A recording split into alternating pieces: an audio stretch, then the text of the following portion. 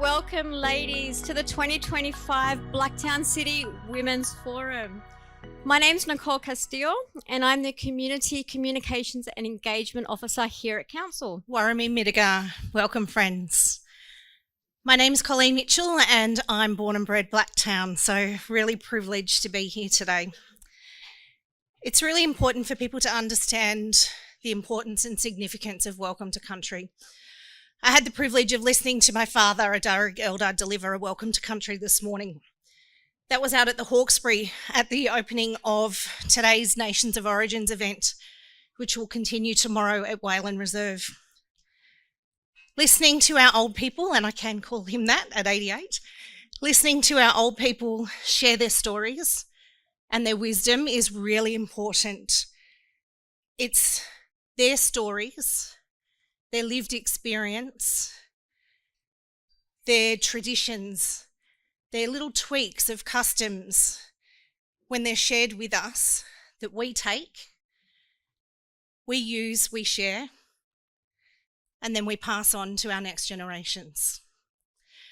So it was a privilege for me to watch this morning. My father delivered that welcome, in front of many hundreds of young people, because last week with NAIDOC, the theme with Strength, Vision and Legacy is about passing those knowledges on. So it's my privilege to now be delivering the welcome on behalf of him and on behalf of the Darug people. Traditionally, a welcome would have been delivered by an entire clan. So it would not have been a single person addressing the visitors or another clan. It would have been the whole mob. They would have danced, they would have sung, they would have offered food. I'm not going to dance or sing, and you have already been offered food. So Nicole's got one part of that covered. I'm not sure if she's planning on singing and dancing for you later on, but that's definitely not me. But it's really important to acknowledge that we've had to adapt. And so today's Welcome to Country looks very different from our traditional ways. But it's the fact that the custom is carried on in a form that suits contemporary times. Without being too political, it's really important to acknowledge the fact that we hear things in the media saying Welcome to Country is only new and it's been made up. It's not. And for the people who are from various cultural backgrounds in the room, you will know. You have beautiful traditions of your own that are passed down. So when we hear that Welcome to Country is made up, it hurts, because we know the Darug have always been here. Blacktown is named for the Darug community that were here pre-colonisation. So it is a privilege. It's an honour when we get to stand and say on behalf of the Darug, welcome to Darug land. We're not welcoming you to the land that your own house is on. It's nothing about that. It's welcome to the land that's been cared for by my ancestors for countless generations. They've cared for land. They've cared for waterways. They've made sure that the land was safe and clean and pristine for all of us to be here. So it's an acknowledgement of the people from yesterday. It's an acknowledgement of the people with us today. And at 88, I'm still lucky to have my dad passing on those knowledges. But it's an acknowledgement that our land is still here and will be here for the next generations. I have 2 young adult children who I hope will take on the responsibilities of things such as Welcome to Country, because it's a blessing when we have those traditions to share. It's really important to acknowledge this year's theme for the Women's Forum. I was really excited when I was doing a bit of research to see that it was rising together, empowering women, and strengthening culture. And as I look out and see the beauty and the diversity that's here today, it is such a pleasure to see that that's the theme, and to know that that's going to bring us together tonight. I was speaking to the councillor while we were eating dinner and saying, when we speak to each other and we share our cultures, we actually find there are many similarities. and that's what brings us together. So Blacktown is this beautiful melting pot of amazing cultures, amazing people, beautifully strong women, not to ignore the amazingly strong men in the room. But tonight is about us. Sorry to the men in the room. So I really want this event to uplift you. Think about honouring your stories, your histories, your people, your culture when you get to sit and have a chat with each other. I know Councillor Griffiths is going to put us to work later on with some activities, and so that's a greater opportunity for us to chat and connect. So thank you for acknowledging that we're on Darug country. Thank you for sharing in our culture. We had NAIDOC yesterday at Francis Green, and it's really important that we share in everyone's culture. So welcome to Darug country, welcome to the event tonight, and I hope that I get to talk to many of you and share your stories as well. Thank you. So let's get the 2025 Blacktown City Council Women's Forum for Western Sydney underway. I would now like to hand over to our MC for this evening, the 2025 Blacktown City Woman of the Year, Melissa Katoa. Thank you, Nicole. And thank you, Colleen, for that powerful and heartfelt welcome to country. We deeply appreciate you sharing your knowledge and welcoming us to Darug land. Welcome, everyone. Thank you for giving up your valuable time to be with us here tonight. What a great turnout. My name is Melissa Katoa, and I'm very honored to be your MC this evening. I would like to begin by acknowledging the Darug people as the original custodians of this land and pay my respects to elders past and present. I would also like to welcome some of our special guests who are joining us this evening. Mayor of Blacktown City, Brad Bunting, Mayoress Norma Bunting, Councillor Julie Griffiths, AM, Councillor Talia Amituanai, hiding up the back somewhere, Councillor Dorothy Davila, Councillor Carol Israel. Our theme for this evening's forum is Rising Together, Empowering Women, Strengthening Culture. I really look forward to sharing this evening with you all. I would now like to call on the Mayor Brad Bunting, to officially welcome us to this Women's Forum on behalf of Blacktown City Council. Thank you, Melissa, and welcome everybody to Monday evening here at Blacktown Council. It's fantastic to be with you all. Beautiful, smiling faces here in this room. I want to say thank you, Colleen, for your welcome. It's so great to hear our First Nations people speak so passionately about their culture. And I've spent a week, with our First Nations people through NAIDOC week and hearing stories of where they've come from, their trials and tribulations. But what's so great about NAIDOC is their celebration of their culture and hearing great stories, but good music. The artwork that's done by our First Nations people is amazing. So again, thank you for coming along this evening and welcoming us to Darug Lands here. Thank you, Melissa, for taking on the MC role here tonight. I know you do a fantastic job, a great community member, well deserving of the Woman of the Year. Especially when we look out and we see so many great women here. You can see here this evening, and I know lots of faces that some I don't know, but I'm looking forward to getting to know all the good people here.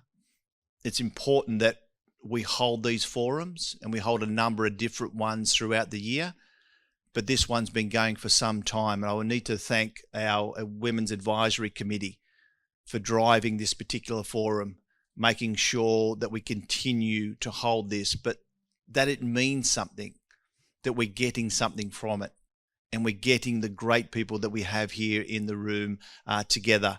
And of course, that is led by Councillor Julie Griffiths, that has been the chair of that committee for some time now.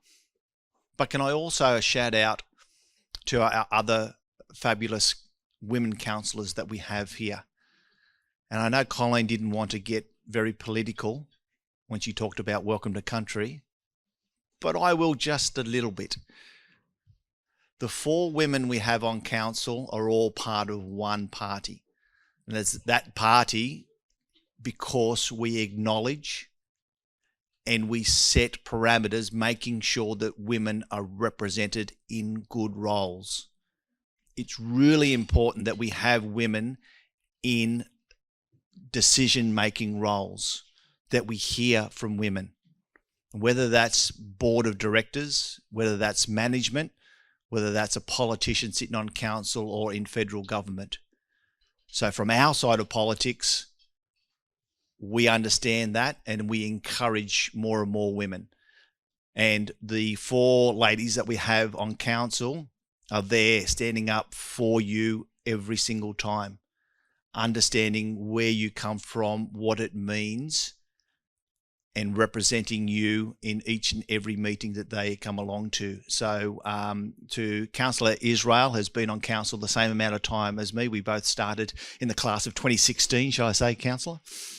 To our 2 new councillors that have come on board this term, Councillor Dorothy De Villa and our first Pacifica Nations councillor in Talia Ametuanai.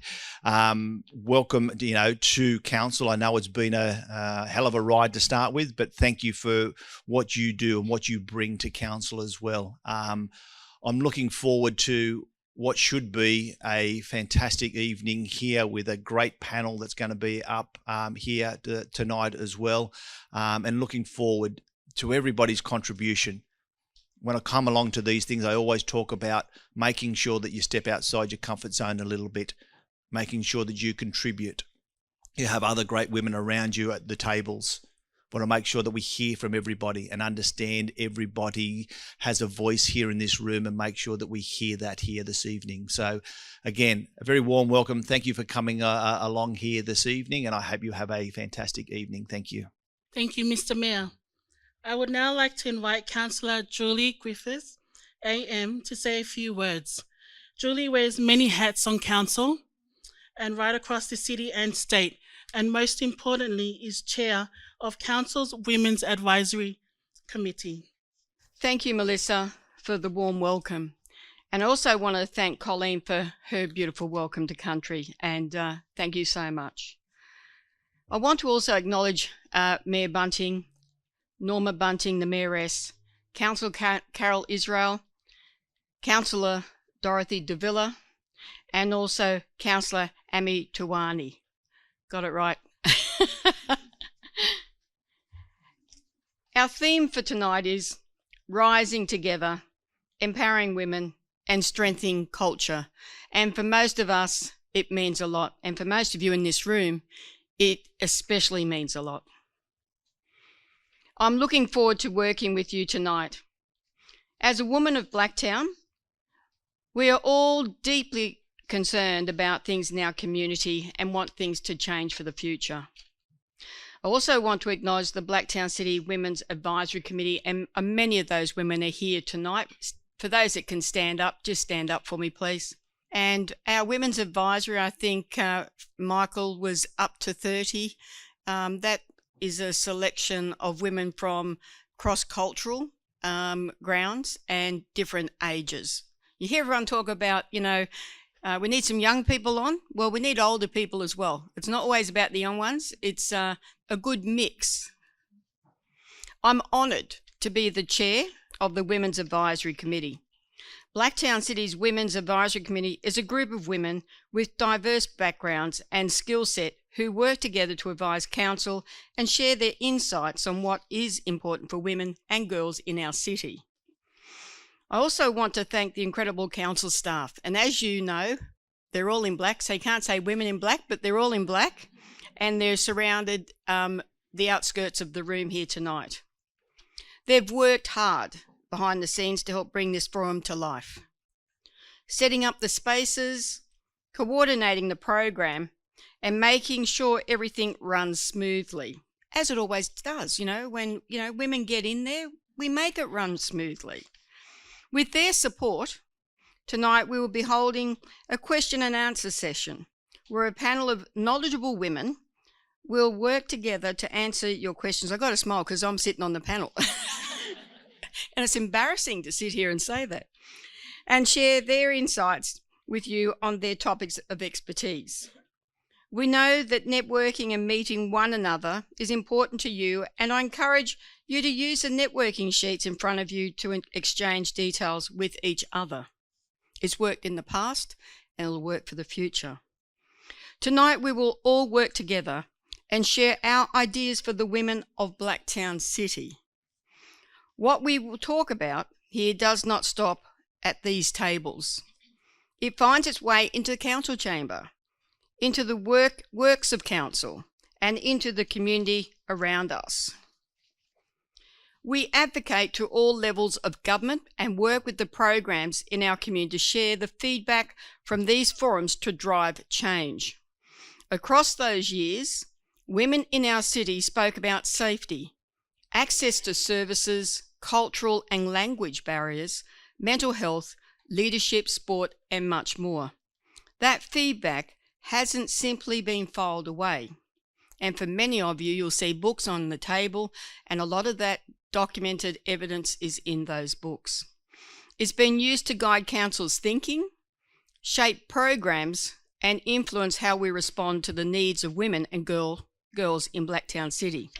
And tonight, I want to report back to you on some of the ways your voices have made a difference. Council have been listening and acting. What you've told us has shaped real change. Here are just some of the ways your input has made a difference. In our forums, women across Blacktown City have spoken clearly. You ask for better job opportunities, safer public spaces, access to healthcare, and mental health support, help returning to work, and real action on domestic violence. You told us that services must be inclusive, culturally safe, accessible, and reflective of our city's diversity. Libraries continue to support early learning through bilingual storytelling sessions, which promote literacy, language development, and family connection in culturally diverse households. Council supporting translated materials and interpreter support, especially in areas such as domestic violence, healthcare access, and parenting. Through council-supported organisations like SIB West, and I think there are some women here tonight, Multicultural Services, Blacktown Women and Girls Health Centre, women in our city, particularly from multicultural backgrounds, are navigating complex services in areas such as health, employment, parenting, and domestic violence. Programs developed in partnership with the multicultural organisations have delivered support for parenting, employment, and digital literacy, responding directly to the barriers raised in these forums. Inclusive community events and cultural celebrations supported through council's grants have provided spaces where women can be proud of their heritage. And we've just had our Aboriginal celebrations down at the showground over the weekend. These initiatives reflect that women in this forum have said clearly that inclusion is not a one-off, but something that must be woven into every part of community life in Blacktown City. You told us that arts and culture help women feel seen, proud, and connected. The Nip Bomb project continues to raise awareness of the need for change in domestic and family violence. And I've got to say, when we first put the idea up, the first thing that came out of one of my male colleagues from another party, what's knitting got to do with domestic violence? And I said, you just give me the opportunity to tell you, what it's got to do. It's about opening up the channels where you can have that discussion. Festivals like Flavours of Blacktown let women share culture through food, music, dance, and storytelling. Community grants have supported exhibitions and workshops promoting healing, identity, and self-expression for women from migrant and refugee backgrounds. Libraries and youth centres are hosting creative programs in multiple languages. State programs like Our Own Story are supporting senior women to share their life stories through art, encouraging pride and well-being and intergenerational learning. You told us that access to healthcare is not equal for all women, especially when services are unfamiliar, culturally unsafe, or different to navigate.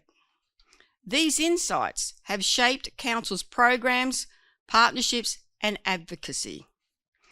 Council grants have supported community-led health and wellbeing programs delivered by organisations such as the Wash House, Syd West Multicultural Services and Settlement Services International, and you may know some of those services.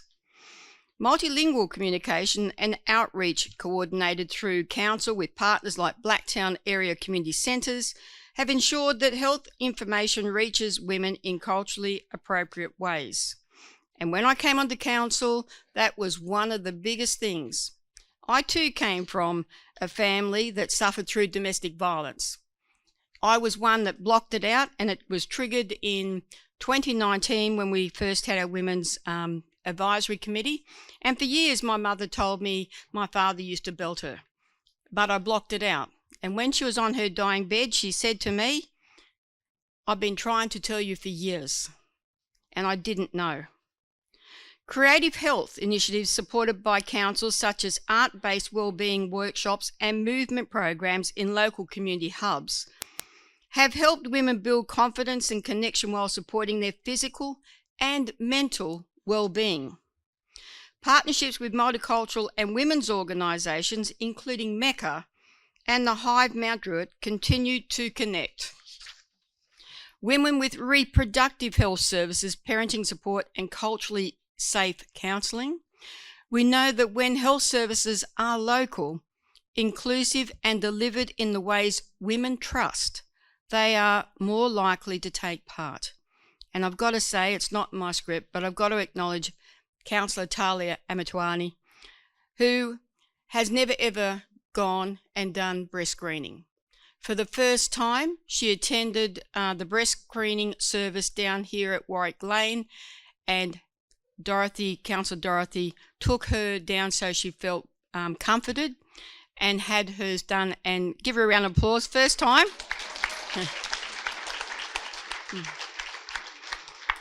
And as we know, for women of different cultures and background, it's a very scary thought.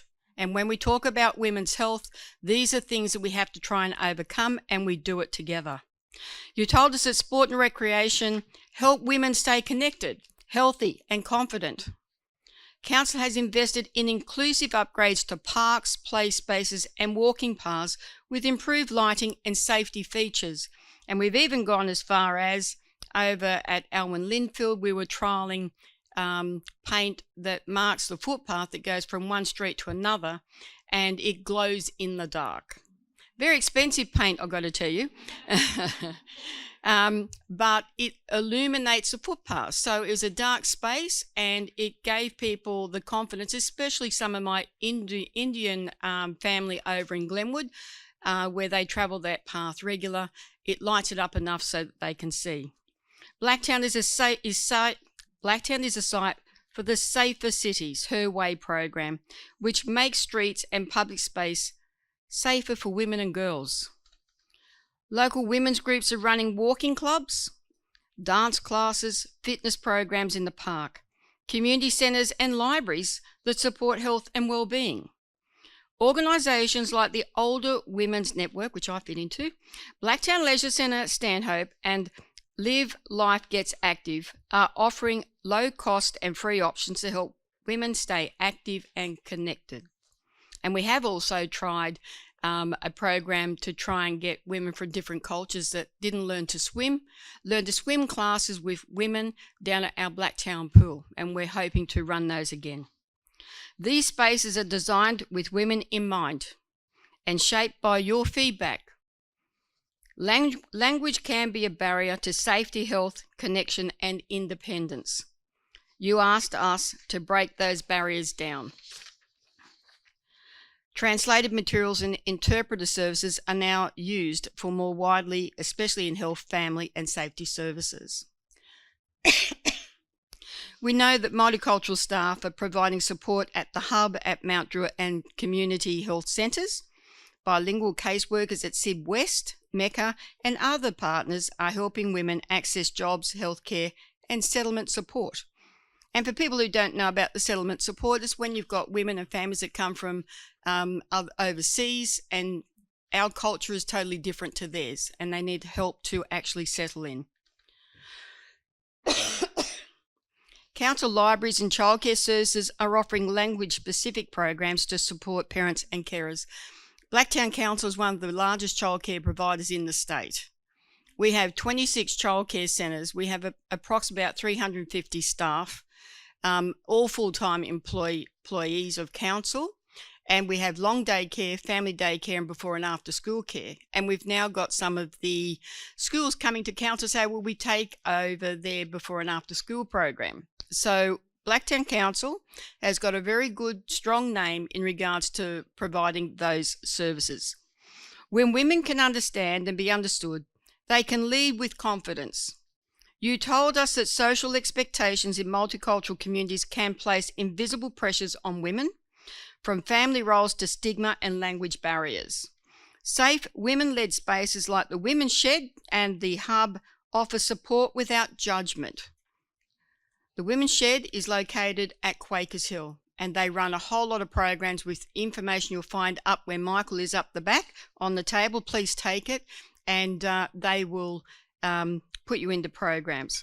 Local programs run by the community organisations are providing culturally informed support for young women, mothers and newly arrived migrants. Programs like Water, thank you, and the Western Sydney University are empowering women to speak openly about reproductive health and well-being. Thanks. The right to safety, respect and opportunity must be universal. This is the longest speech I've had to read for a long time. So, if you've ever wondered whether your ideas here actually lead to something, or even if you think, do they really matter? The answer is yes. They already have. And they will again tonight. For many of you, you have seen what we've been achieving. We've been taking steps in 2019, and we've been very fortunate to have successive mayors who have stood by our committee and made sure that our programs and the voice is heard by all of the women councillors. And as Brad said, Mr. Mayor, they're all from the one party. And that's because we believe in ensuring that women have a voice. Every woman in this room has something valuable to offer, whether you're pregnant, whether you're not, whether you're aging. Everything we have to say is worthwhile. Never think it's not. We're all listening. So share what matters to you and know that you're in a safe space here tonight, because when women rise together, communities grow stronger. I want to thank you all, and I hope you have an enjoyable evening, and thank you for listening to my long speech. Councillor Griffiths will be joining us she'll be joining us again a little later as part of the panel, who will gladly answer your questions, and she will share some of her wisdom and knowledge with you. I would now like to welcome our next speakers for the night. Celine Prasad, Acting Breast Screen Operations Manager and Breast Screen Sydney West Designated Radiographer, Misura Kibia, Breast Cancer Institute Strategic Operations Director from Breast Screen New South Wales. Their expertise will be crucial as they speak to us about the vital role of breast screening and the advocacy surrounding it, empowering us all to prioritise women's health. Welcome, ladies. So first I'm going to talk to you why breast screening is important. Breast screening is important because it is one of the most diagnosed cancer among women in Australia. 1 in 7 women get cancer in their lifehood around by 84 or 78 age, isn't it, Celine? 885. 85, yeah. So they do get cancer, and that is scary to know. But the good part is, if you can diagnosed with cancer early, the outcome is good because it can be diagnosed in an early stage. So most of the time what happens when women go through the screening and they get diagnosed, the cancer is very small. And at that time, we don't even understand. Sometimes we can be healthy and we feel that, oh my God, I'm in such a good health. But then after screening, we found that we might have a cancer. But at that time, cancer is small. So it is easy to cure. So, and especially what happened, most of the time, we don't have any symptom at that time. So we don't know. But as soon as it gets diagnosed, it can be, surgeon can see you, radiation oncologist, medical oncologist, everyone can see you at the same time, and we can get the treatment started. So the outcome is very good. And that's why breast screening is important. And we are here to, I was listening that empowering women, how we do that. Empowering women is, we have to let the women take the responsibility of their health. As a mother, as a working woman, I know that I used to always think about, okay, I have to do everything for my family, my kids, and I'm the last. But that's the wrong thing. We have to put ourselves first, especially when there is a screening available, which can help us. So why don't we take the chances? Can I go to my second slide, please? Yes. So Breast Screen Australia, what is that? It is a national program.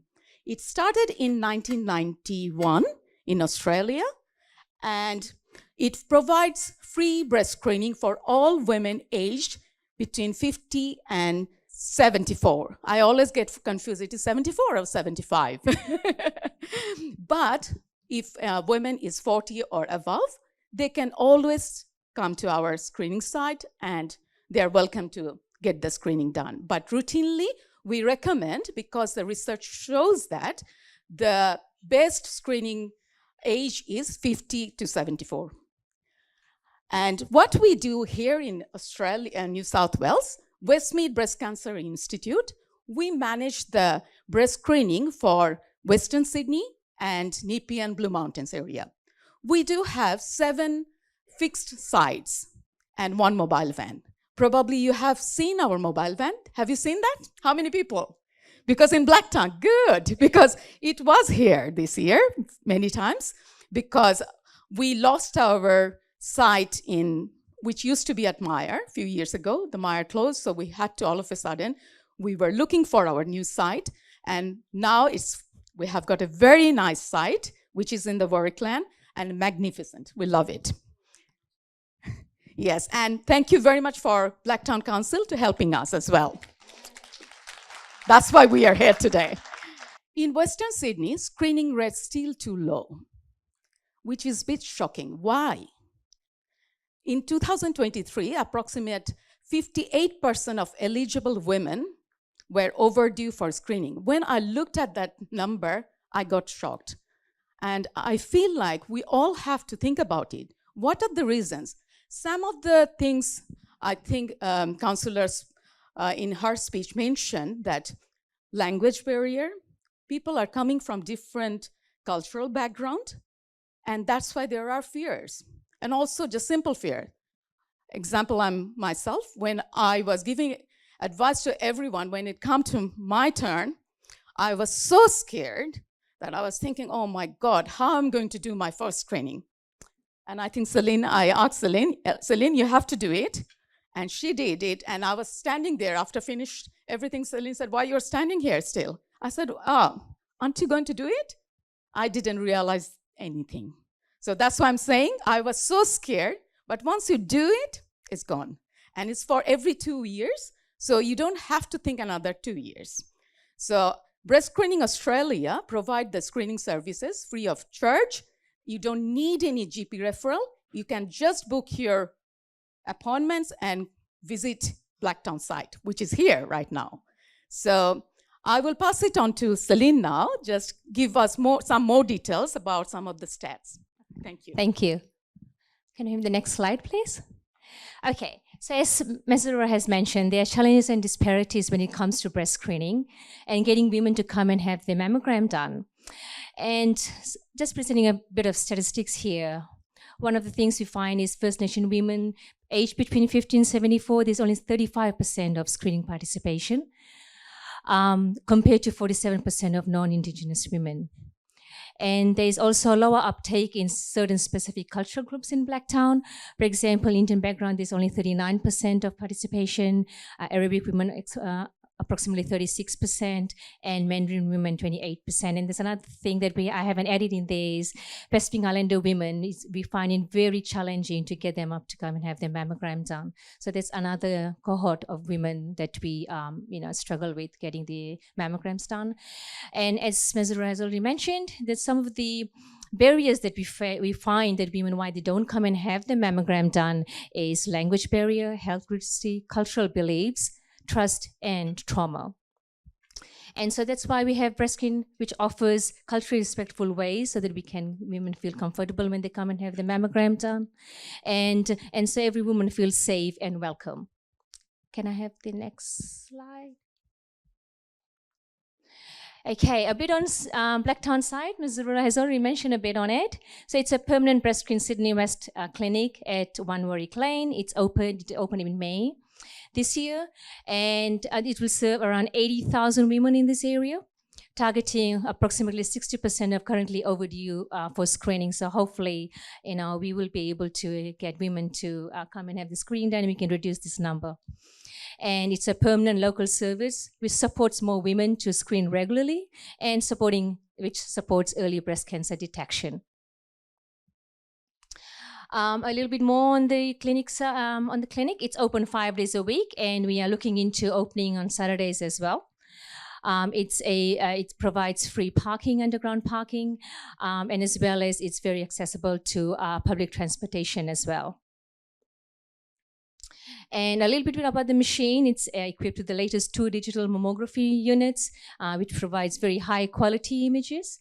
And each mammogram just takes 10 to 15 minutes. So we just need 20 minutes of your time to come and have that mammogram done.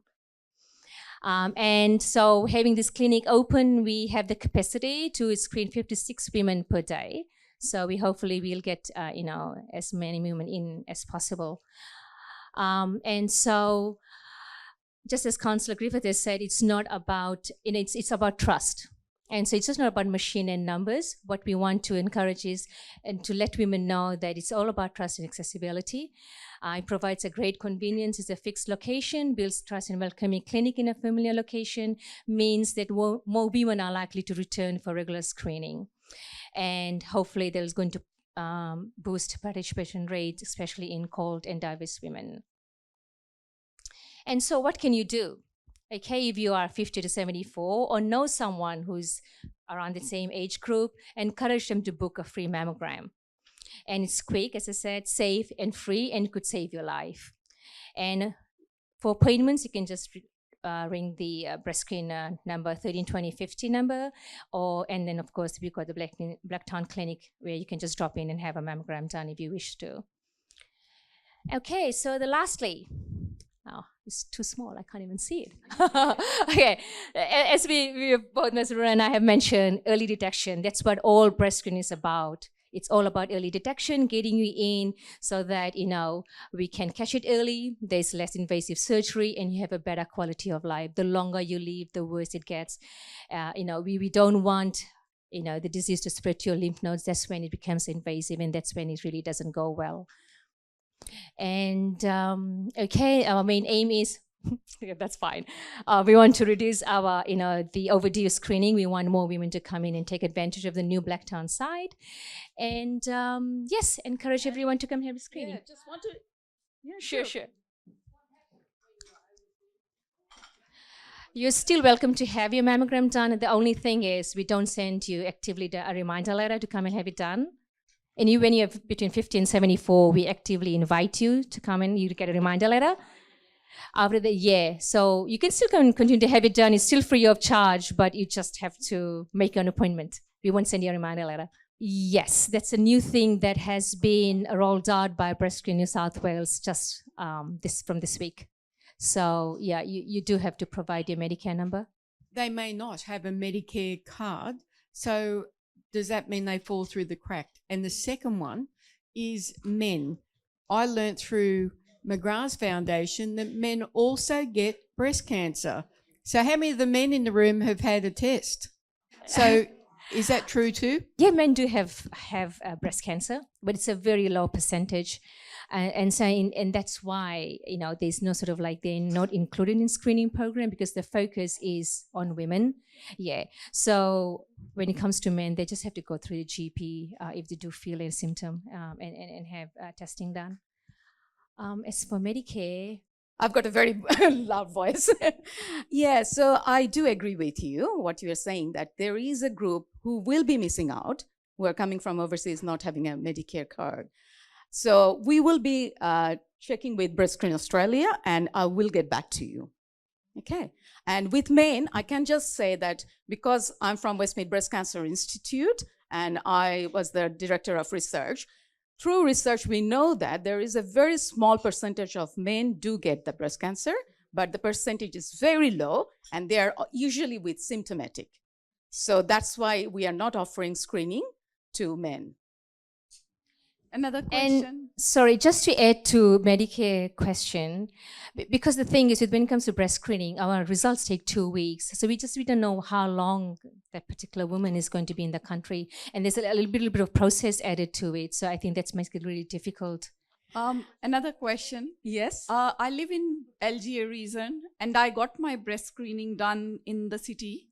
So I'm not sure if I'm counted in these statistics. Are we falling through the cracks because people may not be getting screened within the LGA centers and we might be getting it outside the LGA?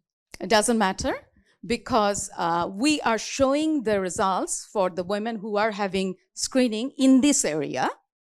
But if you are having screening somewhere outside Western Sydney, we get your results and you come to the stat. So it's always captured. Currently, we just, it's through mail. We post out your results. In a few years' time, we will be emailing results. So that's still in the pipeline. That's something that's been done at the moment. Yeah. And just to add to your statistics question, so how these statistics are generated is like we do go by where you live. So it does get added to our LGA, even though you've gone to some other side. Yeah. Hi, thank you for the work that you're doing. I think it's really important in this area. I know a lot of women have felt that breast screening hasn't been as accessible as we've seen different sites closing down in the last few years. My question relates to people who are biologically female presenting as trans or gender diverse and your policy around that, as I know that those communities have been excluded from breast screening centres and organisations historically. Yes, no, trans women are definitely, trans men, are definitely welcome to have that. And we have, education around that as well, training around that was there. So definitely done. My reason for not having one done over 9 years because it's so uncomfortable. And plus that, my GP was recommended not to do it. Oh! Because once you squash the cells will burst and that causes cancer. So I don't know. Absolutely not. Nearly 10 years I haven't done one. I'm sorry that you haven't had your mammogram. Then you have to come and see me. I'll do your mammogram. She will do it. I will make sure that she will do it for you. But it's just a misconception that, if there is cancer in there and, it's going to spread. No, it's just biologically not possible. So, yeah, I'm surprised your GP has said that. Hi, here. Very briefly, and thank you for the topic, super important, even for those of us under 50 who have already been through the process because of family history or other things. In saying that, I would love to hear, I know it from personal experience, but I think it's important to share if the mammogram detects anything abnormal, it not necessarily has to be bad. I'm a proof of that. If you could talk a little bit about what comes next and the sort of the system in place to maybe, are there any further testing that happens?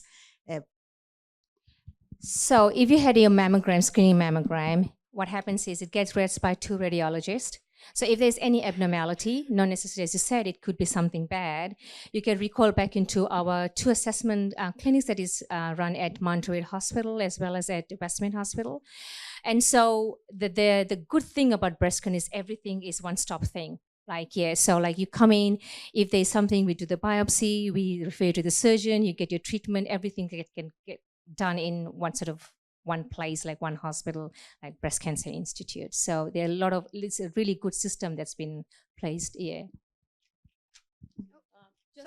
Just to add, we are very lucky in Western Sydney because Westmead Breast Cancer Institute is the only place in New South Wales where we work together with the breast screening and breast cancer as well. So as soon there is we found that, as Celine mentioned, that if there is a recall, it not necessarily mean that women has got cancer, but we will do the assessment clinic, making sure that it is not cancer. If it is cancer, then there is a diagnostic clinic, which is run at Westmead Hospital, and that is our clinic. So women, at that time, the women become patient of our clinic, and that time the surgeon will be seeing them, and we have got multidisciplinary team where medical oncologists, radiation oncologists, research team, allied health, everyone review the report and they make a decision. It will be a multidisciplinary committee decision. And then, so everything will be very fast. So this is the one thing I really feel that, we are so blessed in Western Sydney area that we have got a institute where I'm working and Celine is working, and we are offering this to our women in the Western Sydney area. And just to let you know, we will leave our email address, Celine and myself. If you have any question, don't hesitate. Feel free to email us. We will answer you. If we don't know the answer, we'll get it from our clinicians and we will send it to you reply. Thank you. Thank you, everyone. Ladies, I believe we have one more question from the back of the room, and after this question, we will continue on. Thank you. Thank you, ladies. As one of our sisters just mentioned, the fear of getting the test done, I, for one, am too damn scared to go. That's why year after year, I tend to ignore the warnings, the letters that I do receive. My question to the team or the experts is, what are we going to educate more women to come forward, fight the fear, and get the test done? Because we are stationed in Blacktown, what are the sources that we have used, or what are the avenues that we have used to outreach the women, especially who have got language barrier? Are we doing that? It's no use coming and talking here, but we have to take a bolder step and reach out. Forgive me if I'm wrong. No. That's a good question. Thank you, my dear. Yeah, and that's why I think we are here. That's what we want to do. We need to connect with like-minded people and see how we can promote breast screen and what can be done. So what breast screen has is a marketing team that goes and liaises with various external stakeholders. We give presentations, we hold workshops in different languages. We reach out to community women who can sort of translate it for us. The other thing that we have in place for language barrier is we have interpreters. So, when a woman comes in for breast screen, does another language, we have interpreters, so just to make the process easier. So there are things in place that we do trying to promote breast screening. Does that answer your question? Okay. Yes, absolutely. I totally agree. Yes, yeah. Just to add, fear is something, as I mentioned in my speech, that I'm working there, but I still had the fear. But I had to push myself to go there. So I will encourage you. You are all here. If you know someone, have the conversation. We always need to start the conversation and talk to friends, families, and encourage them to go to the breast screening. But as Celine mentioned, we do have interpreter service, and we do have our marketing team who are working with different communities to make sure that the information can pass through to them, and women are welcome to do the breast screening. Thank you. Hold your hands, and I'm going to take you there. It won't hurt you. And that sister there, she was asking, how do you do it? You just have someone to hold your hand. And your sister there, if you want me to come and hold your hand, we can make the booking and I will take you there. Same as this sister here. If I can do it, you can do it. Everyone can do it. Thank you. Thank you, Blacktown Council, especially Mr. Mayor and other councillors for organizing such kind of forums. They're really good, helpful, and amazing, and uplift entire womanhood around Blacktown City. My question to the panel members, anyone answers, it's a general question. What's the biggest barrier you think it's still holding women in Blacktown, Sydney back? And what would be your advice around to someone who wants to make a difference and wants to come forward and wants to start, and they don't know where to start with? Are we talking about running for council? Not exactly, but anywhere. I just But thought if I'd you better really check. Look, my first thing would be to encourage people, every 4 years, council puts out expressions of interest for women to nominate to go on to many of our, I think we've got about 18 committees, Mr. Mayor, approximately about 18 committees that range from, it could be multicultural, it could be women's advisory, it could be, there's a list of them. I can't remember all of them off the top of my head, but we nominate people to actually put their hands up to have a voice for council. And as you know, that steers a lot of those committees into certain decision making around, what you want to see in the community. So firstly, I'd have to say, keep your eyes open for council committees when we, and I think, Niraj, you're on one or two, but it's encouraging for many women to actually do that, because you have a voice outside of the voice that you can have. If you want to turn up at council meetings, you can come and speak on a hot topic. You get 3 minutes to speak and raise your concerns in front of the whole chamber. Not that we're allowed to answer, but there are answers that come back because of protocol, answers that do get sent back. So it's about getting involved in your council, get involved in your committees, and getting really involved in your community. So what I can say, I'm thankful to be on this panel today, but the reason I am is because I speak about what I care about, which I've been 35 years as a doctor now, so I care about my patients and seeing how they live.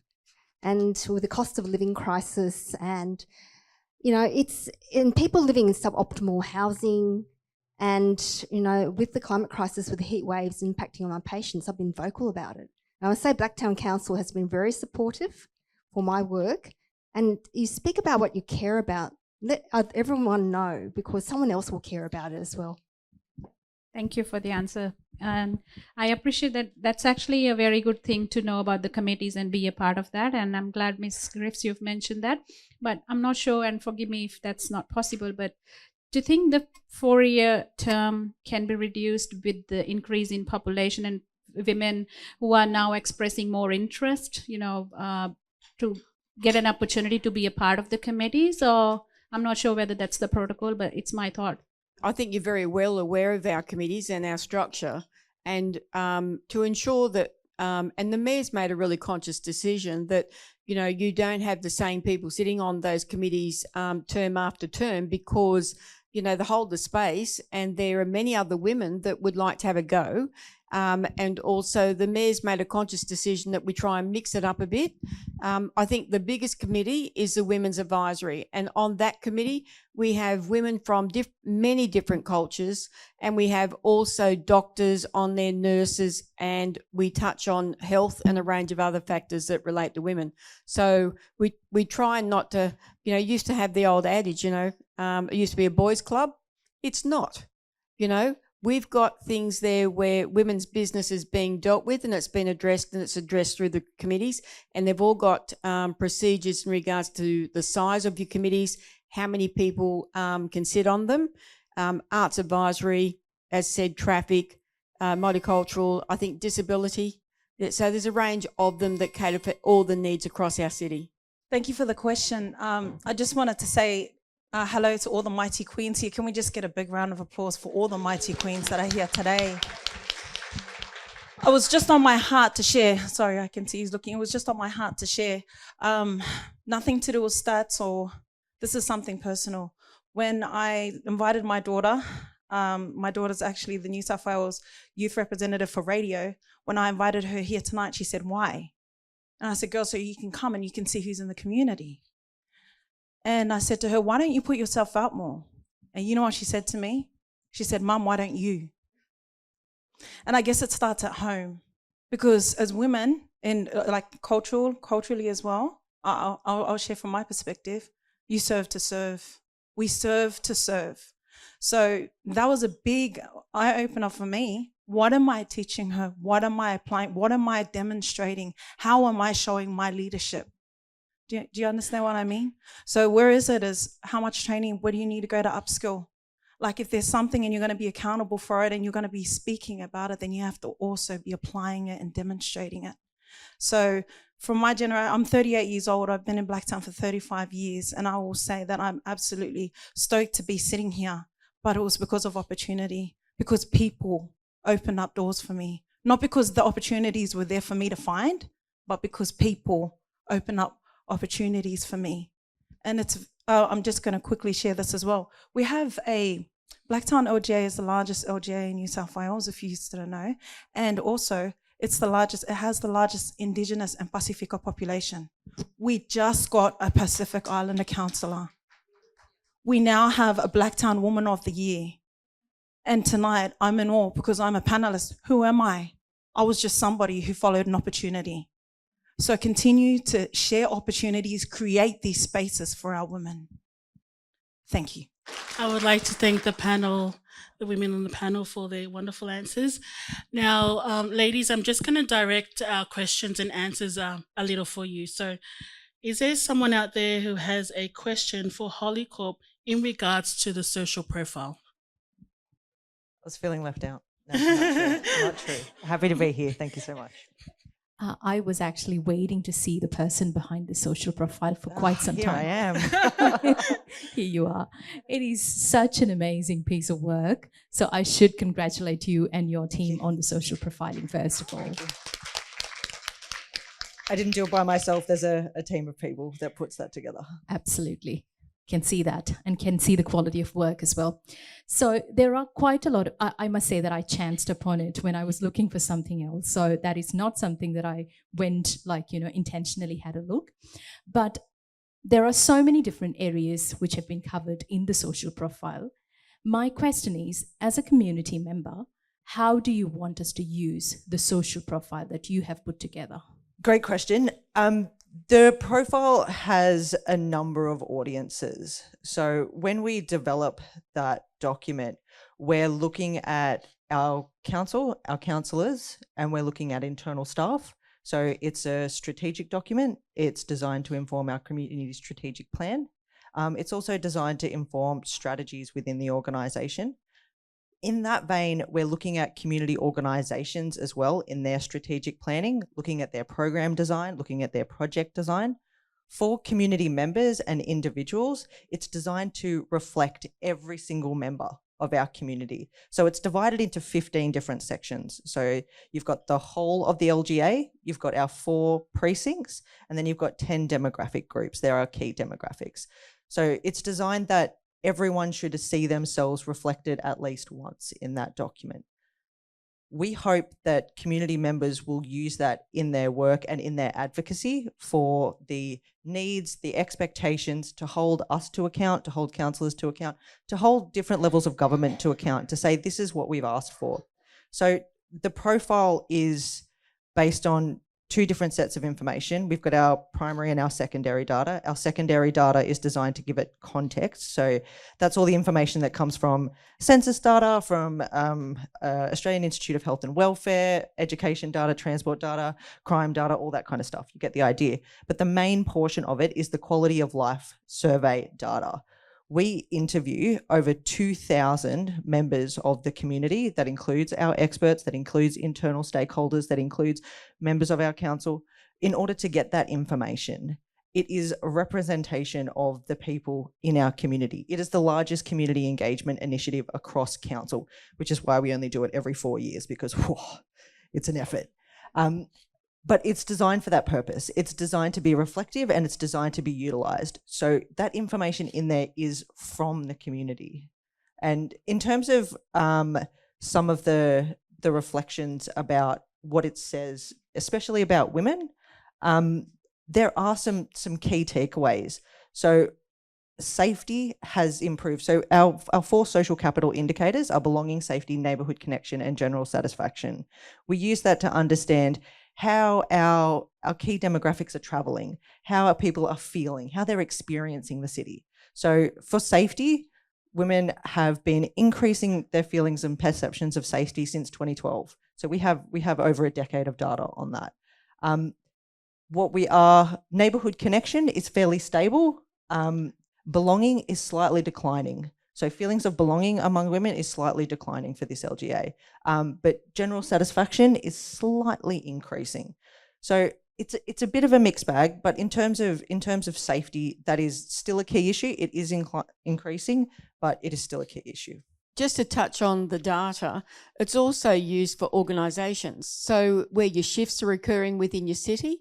So, you know, if we've got a growing youth trend, you know, it's about what are the needs for the youth. So you can actually identify that, you know, is it TAFE, is it university, you know, what are the needs so we can have the youth educated.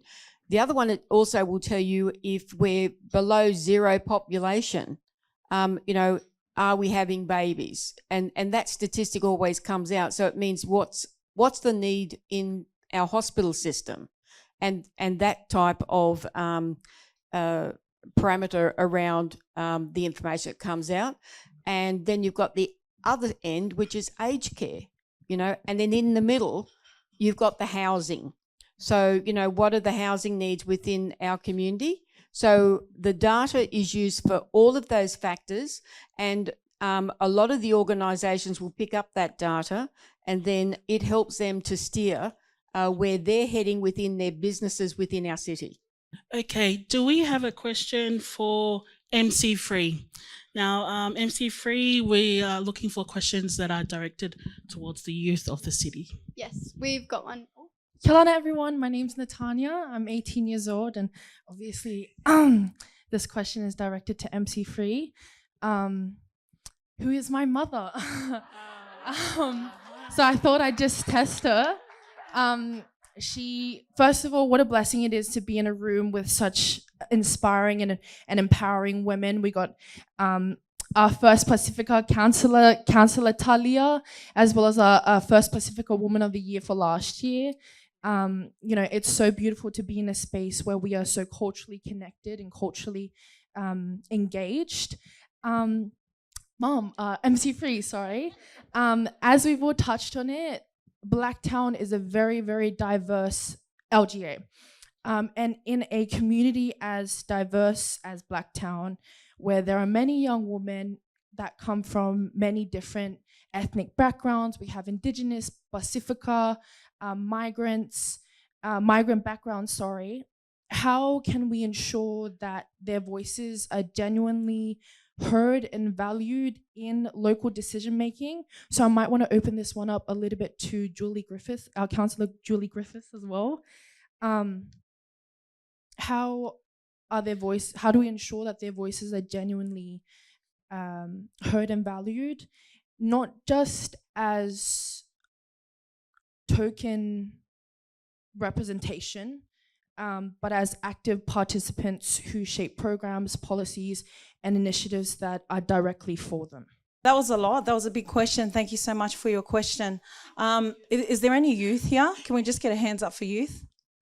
Let's just give our youth a round of applause. What's the age group? 25 under. So what I will share from the question, that was about 10 sentences put into one in the minute that I have. No. I guess we have to create more spaces when it comes to community, and so Blacktown City Council have community forums. I won't speak on what's already out there, because there's things that are already out there, and as parents, you know, we have to be accountable in finding these services. Do we have a directory? We have an Ask Izzy resource, which is who I go to. That's like my Bible. But do we have a directory? So how can we guarantee that the voices will be heard? You have to be in spaces where you'll be seen. And if you're in spaces, it's touching my heart, because why are you asking me in this space?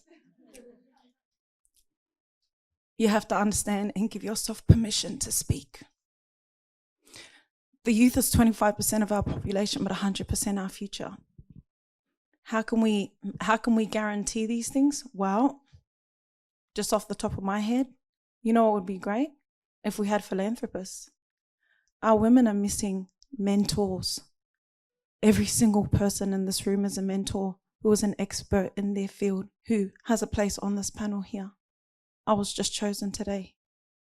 So if we what I would share is that I'm so sorry, but what I would share is that it would be great if we had maybe a body of women, a body of philanthropists that would gather as mentors, and that would take young women on, and that would teach them how to be leaders in the specific fields that they're at.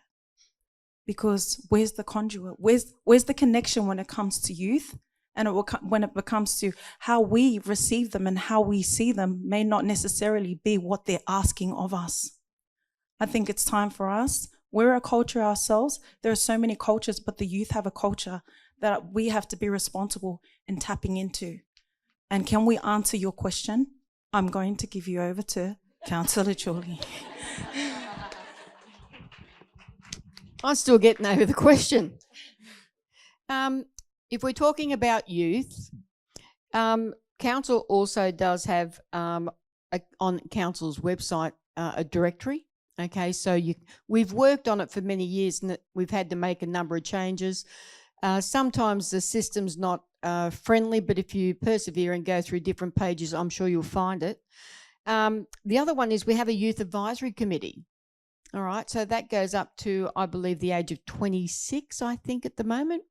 I think the youngest is about 12, and people, as said, one of those committees is for youth to go and sit on, so that they can be a part of the youth engagement. And they have also run youth forums as well in this same room, and it also fields into the profile as well. We also have young women that sit on our women's advisory, as well as, I believe, on some of our other committees. And I know, Chloe, where are you? So Chloe, how old are you now? 27. And Chloe has been a part of our committee for about 4 years.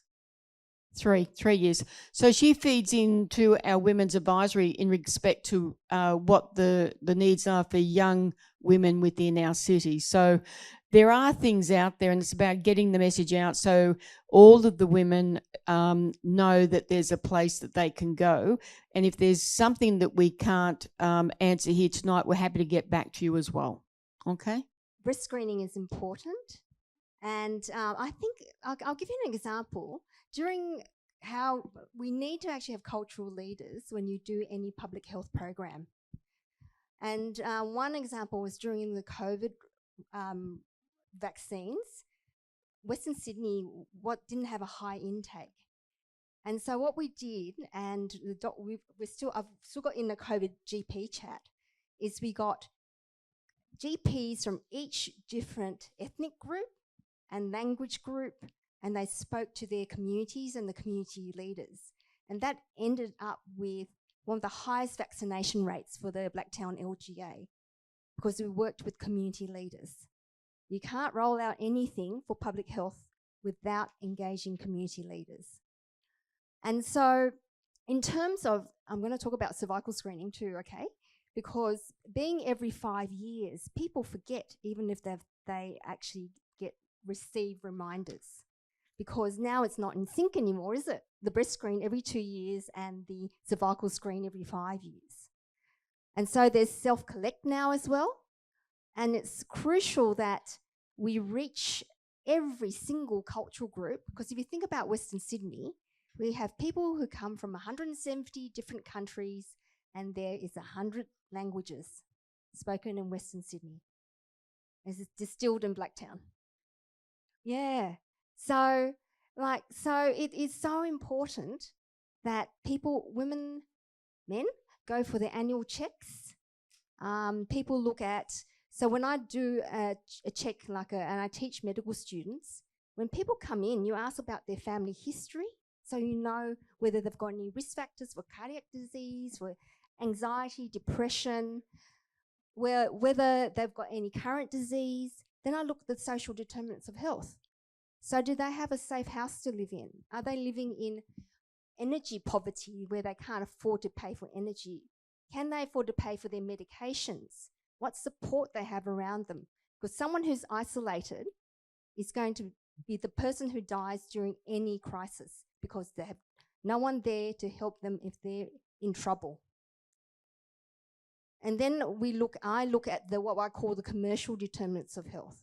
Alcohol, gambling, those two things actually make gender violence worse. And then I look at smoking, now vaping and pouches and vaping, all those things. And also, if you look at, and I also look at fossil fuels, because if you look at cars, indoor air pollution, all those things can harm health. And then the environmental determinants of health.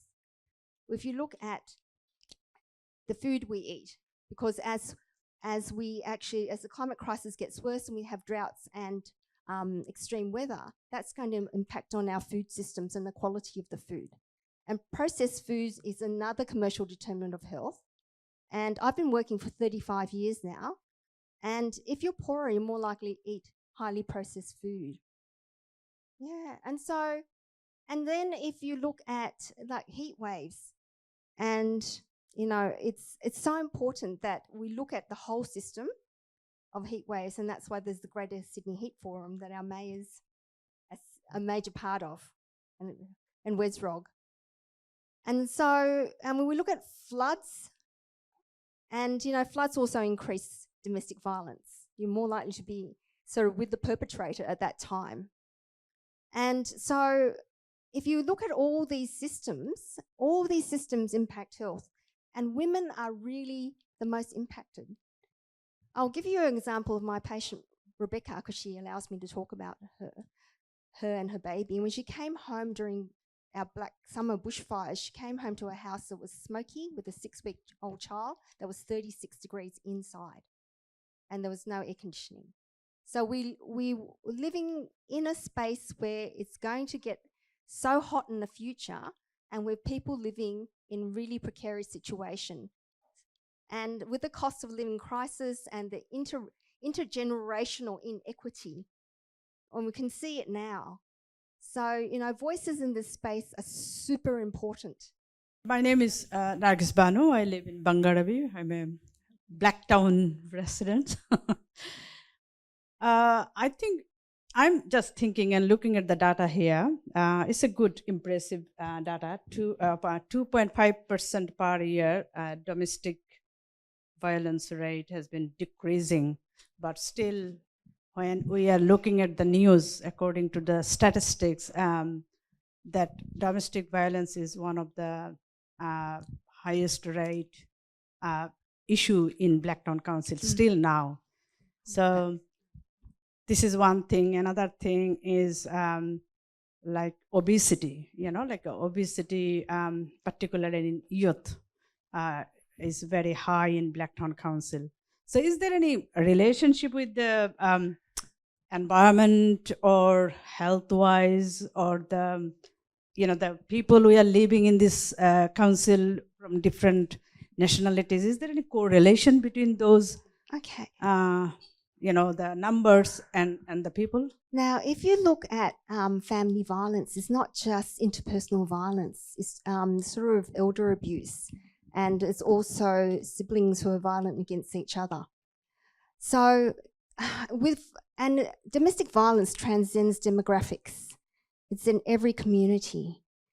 It is really whether there's a barrier with language to be able to access services, and whether it is because I've been working for 35 years and looked after a lot of patients who've gone through domestic violence, how resourced that community is. Because sometimes it is a secret. You're ashamed that you're staying with someone who's beating you up, and you know that your community might not necessarily support you. So it's still working with community leaders and working through community leaders to actually, because I've kind of worked with the Chinese communities and other communities, and it is access, knowledge of the services out there.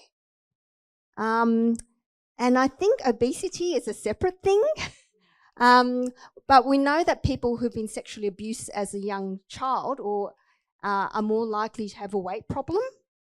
But obesity has been really, you can track obesity from the start of processed foods, highly processed foods. And it's also the options if you have less money to spend on food. Highly processed food is a lot cheaper than fresh food.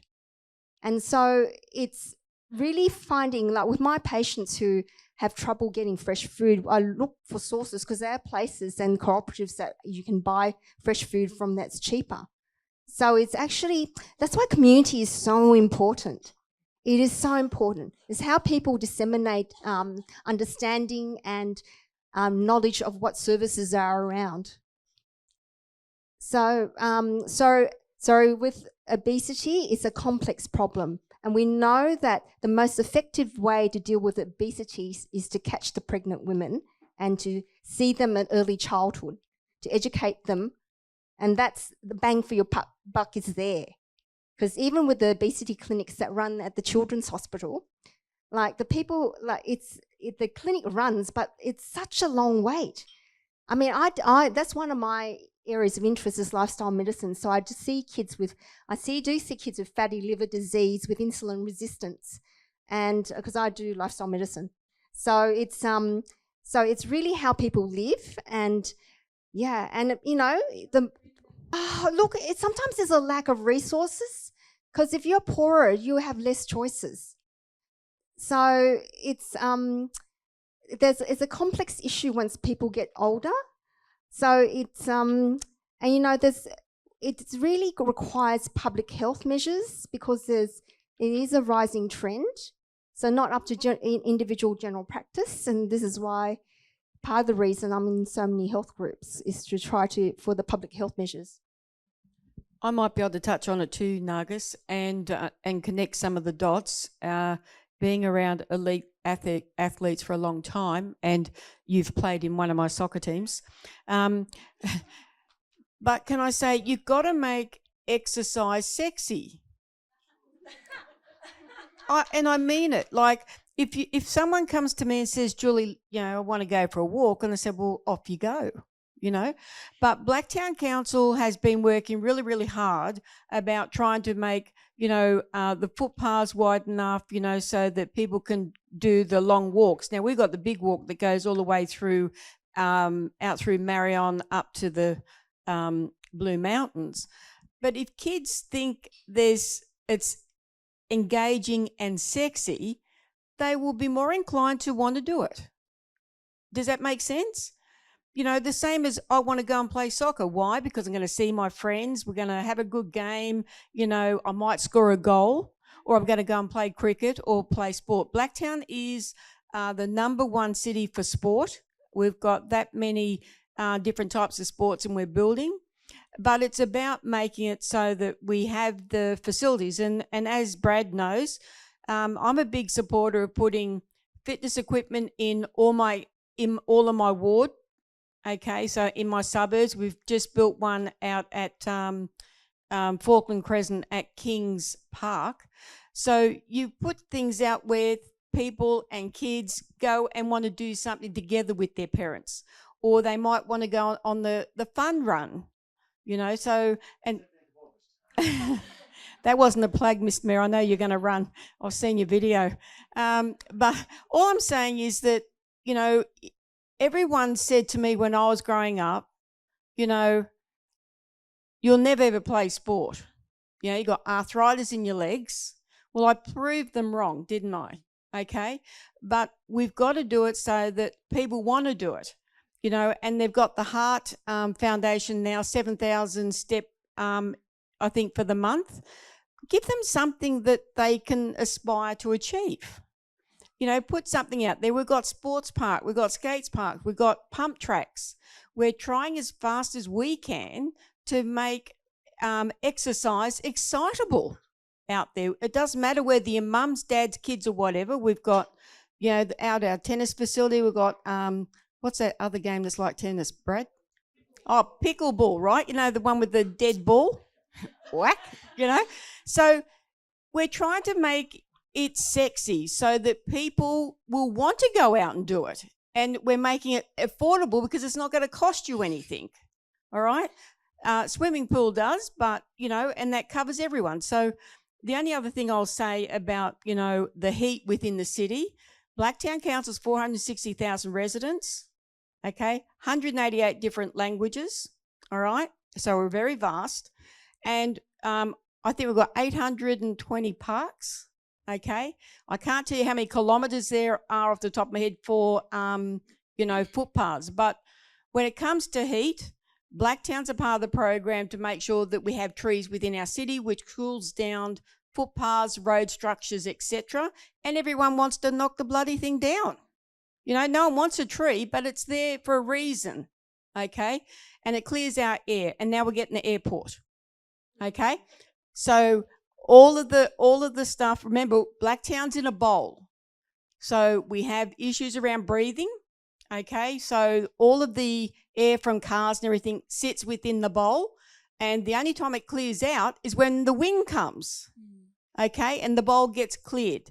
So we have to look at that type of scenario for health, and we have cooling centres, as Brad knows, in a lot of areas where in summertime we open them up for people to go when they can't have air conditioning in their houses. And I tell you, there's a lot of people out there that don't. And if someone else talks to me about the cost of living, you know, I had some women behind me on the weekend that was talking about it and laughing because they said, have a look at how much it's costing this person to buy chocolate. $260 for chocolate to take home to all the friends. And people are still going on holidays, people are still buying cars, and these are the statistics that are coming out from banks, okay? So think about, there's a lot of people out there that are still not missing out. Can also say just one point of fact, that fans work as well, okay, when it's hot. And the studies are done at Sydney University that if you have your air conditioner at 26 and you have the fan on, it's a thermal comfort of 22 degrees. So fans are really, really important in your house, and fans are cheaper to run than the air conditioner. Fan first, okay?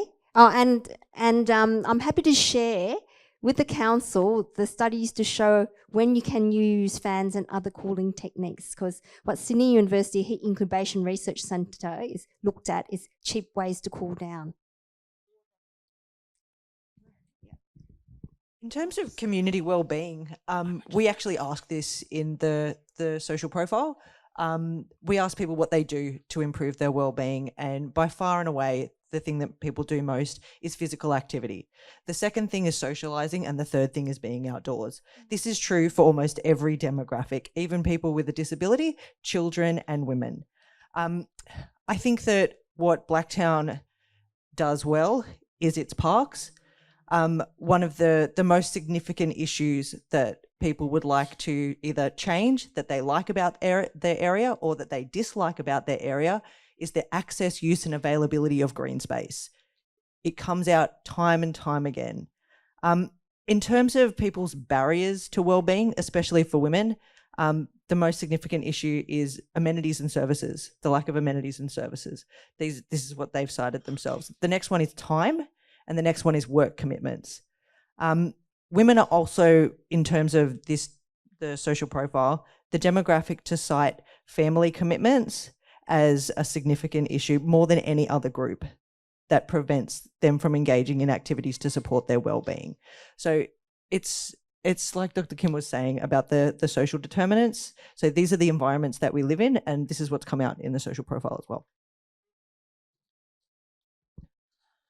And just another big thing, you know, as adults, we have the capacity to I guess, understand when we're going through things. So a big thing for our youth is COVID. We cannot forget that they lived through COVID. So, you know, through COVID, so much happened, but the anxiety, the depression, and then when COVID, even for as an adult myself, as a worker, just retraining the brain that this is that my lounge room is my office, so that, you know what, you understand what I'm saying? So indirectly, COVID was, I'm 15, I went through DV for 15 years. So I'm just going to say this respectfully. Indirectly, COVID has been a blessing in disguise for those who are going through and who have gone through DV, because we've had to find other platforms to reach the victims or the vulnerable. That's all. Thank you. Thank you. Thank you for all of your amazing questions, and to our panel for the insights you have just shared. I'm actually going to talk about the legacy of last year's Women's Forum in relation to this book that Melissa just talked about, Women of Blacktown 2025. So this story might illustrate a little bit on the power of networking as well as a bit of connections as well. So listen to it at your own risk. No, just kidding. Yeah. We've got to get a laugh, right? You know, we've been talking about so many important things, so many serious things. So feel free to laugh away as you want, when I'm talking. So last year, just to come back to what I was talking about, last year, I was fortunate enough to MC this forum. And Dr. Valentine Mukuria, the Dean of Australian Catholic University, so she was one amongst the eminent panelists. And during the discussions, for the Women's Forum, we realized that we connected very strongly and a lot of things resonated between each of us. And the second part of this story comes in a local restaurant, El Jana, and we used to call it the El Jana moment.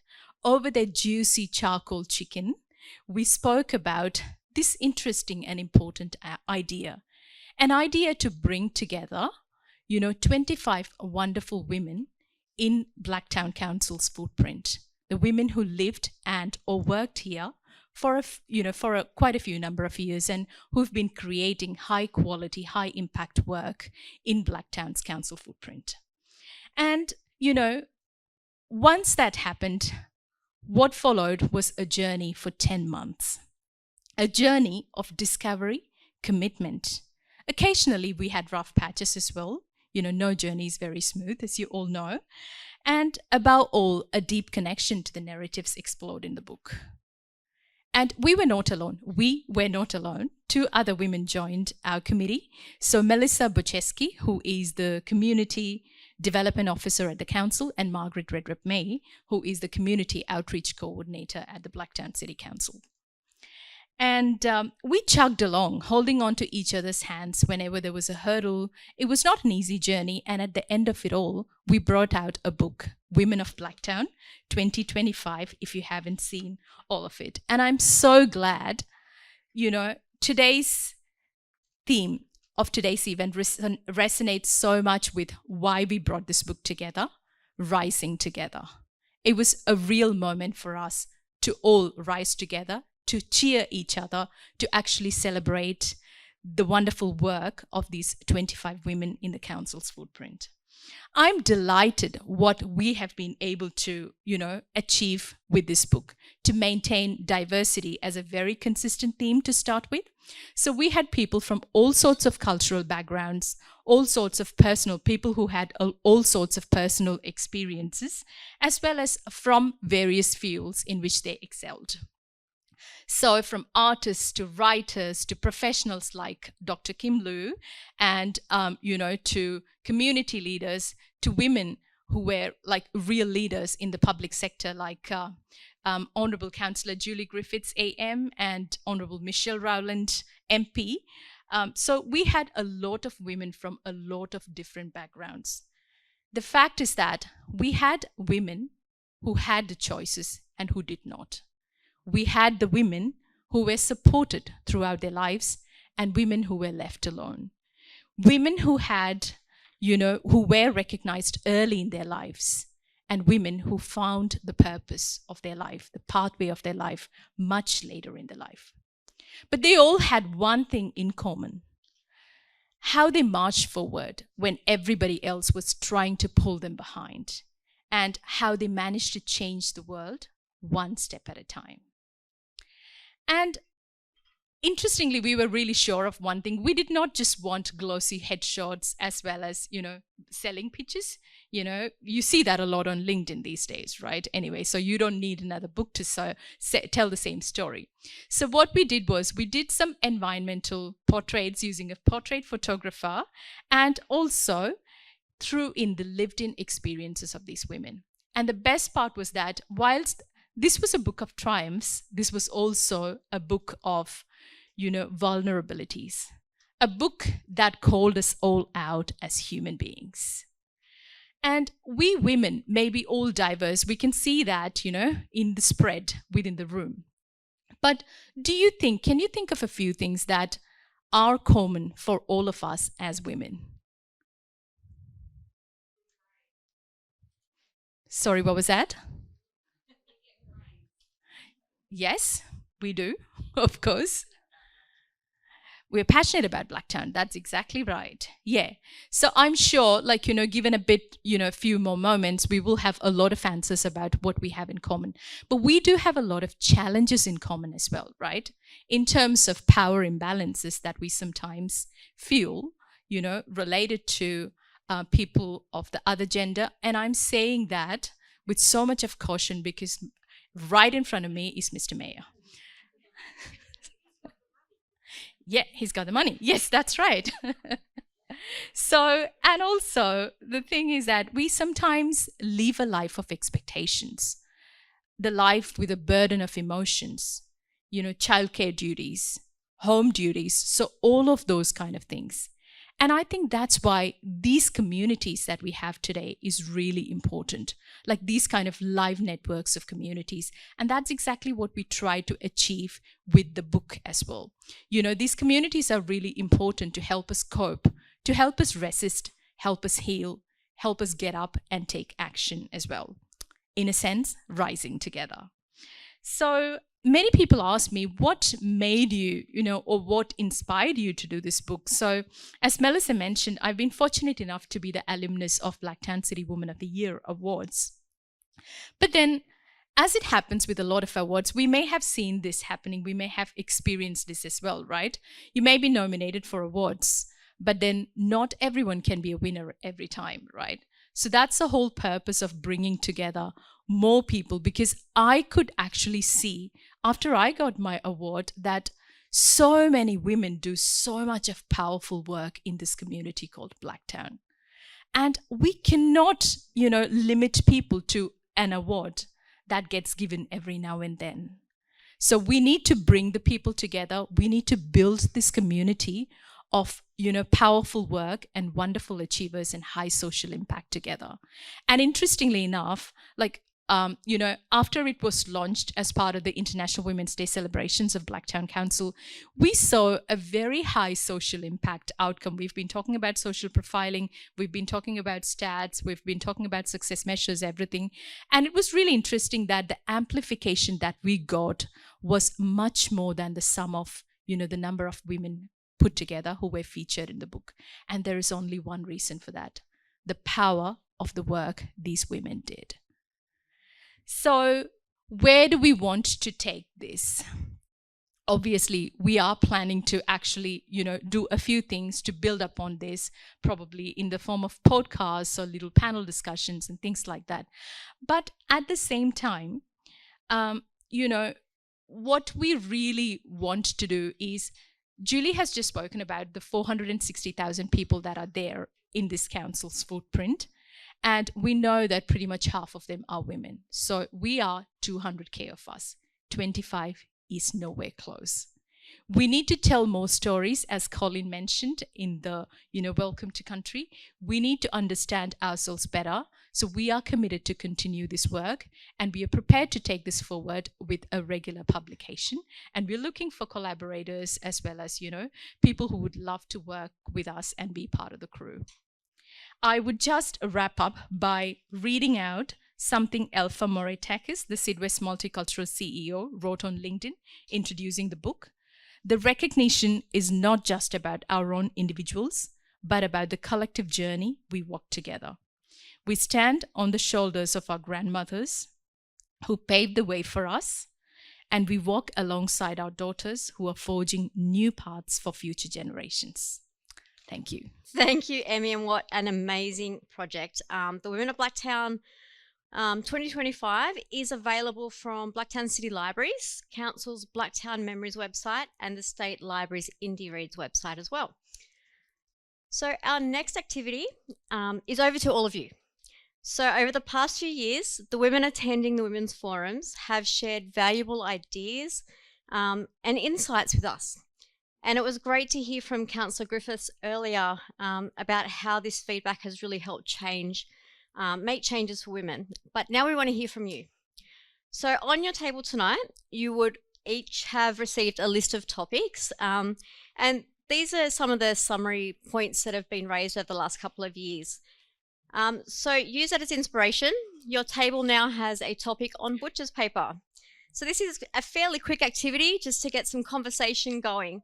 So what I'm going to ask of you all is to work together at your table and come up with 3 actionable points that you feel will help make change for the topic on your table. We only have around, 10 or so minutes for this one. It's quite a quick activity, so let's get started. As you complete your 3 points, please raise your hand and our team's going to hang it up on the wall for an activity a little bit later on. I would like to hand over to Councillor Julie Griffiths, AM, to close this evening's formalities before we break for networking. Thank you, Councillor. I know that everyone is still madly dotting or writing up your questions, so a little bit of quiet. Okay. So firstly, everybody, thank you everyone for what has been another powerful evening. So would you think it was been powerful tonight? Well done. Well done. You give yourselves all a round of applause, I reckon. Every time we gather, I'm reminded of how many ideas, insights, and solutions are sitting right here in this very room. These ideas will be collected and shared with Council and other leadership teams. We've heard from a panel of incredible women, and I've got to say one of the most encouraging things that's ever happened to me is that, you do all of these things on your journey, and the first thing that ever happened was getting recognised as an AM, which, for people, I don't go out there and tell everyone what I've done. The thing is that I talk the most about is soccer, as the mayor attests, and he talks about cricket. But, you never ever look at within about the things that you've achieved on your journey until someone comes to you and says, we want to write a book of the 25 most inspirational women in Blacktown City. And it was very much humbling. And I've got to say it's one of the best things personally that I've ever felt, because I got a chance to actually have a look at what I've done. And I'm not the only one. You look at Michelle Rowland, and you look at, all the other women. I think Brenda's up the back up here, Dr. Brenda Hayman. Put your hand up, Brenda. Yep. Her story as a journey is more inspirational than anyone I've ever heard. The struggles that she's been through, and we nearly lost her a few times. But then you talk about all the other women that had the opportunity to be a part of the book. And I think, as Emmy said, it's a book that, you know, we want to do another of, and it came from a grant, and I'm going off script here, but I just think that if you have a look at your history and you have a look at what your journey has been, you too could be a part of something so inspirational as Emmy and the team from the library and that did for all of us. So never ever think that your story isn't something that's worthwhile to be told. So we've shared stories and ideas at our tables.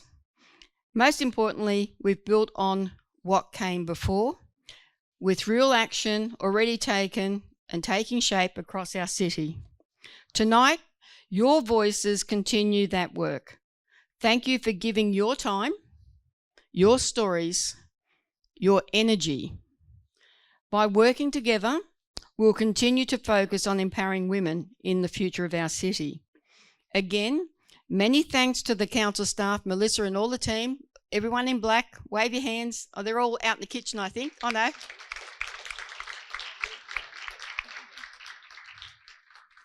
They do a fantastic job, and I have an expectation, and they can read me like a tea. And for them, you all turning up here tonight and being a part of this whole process makes their job and themselves feel like they're worthy. So I think that they deserve every applause that they get, with their manager, Michael, for everything that they've done to make sure that these are a success. And I've got to thank my mayor. He sat here all night. I think he's the only man except for the film crew. And Norma, you know, we've both all work in a political sphere within state offices, federal offices, and we know how important your voice is. So finally, my thanks to Melissa Katoa, our fabulous MC for this evening. And we've got something that the Lady Mayoress is going to give to Melissa.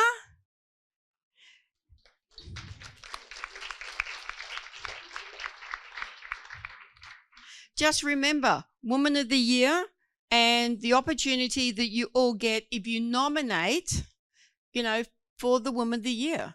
So, you know, you get jobs to do. And that's one way of empowering women. You give them something that they can own and they'll run with it.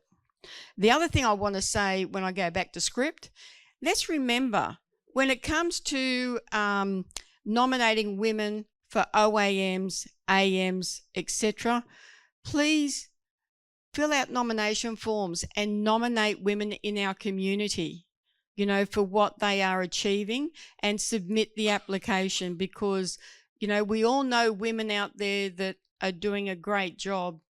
We just need people to nominate them. Okay, and you know who they are because they're in your circles. So I just want to put that, make sure you nominate people. Never ever think that you're not worthy. And before we finish, I'd like to invite the Mayoress to come, and she's already given the flowers to Melissa. So thank you, Norma. Let's all give Melissa a round of applause, which we did.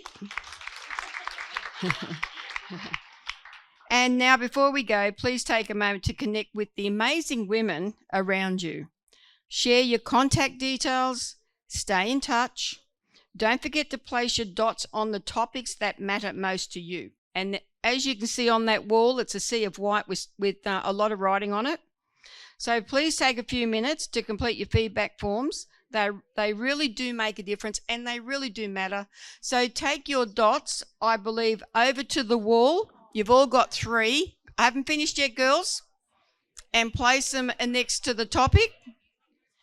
And we'll continue networking until 9 p.m. So, you know, so enjoy the conversations, the connections, and the energy in the room.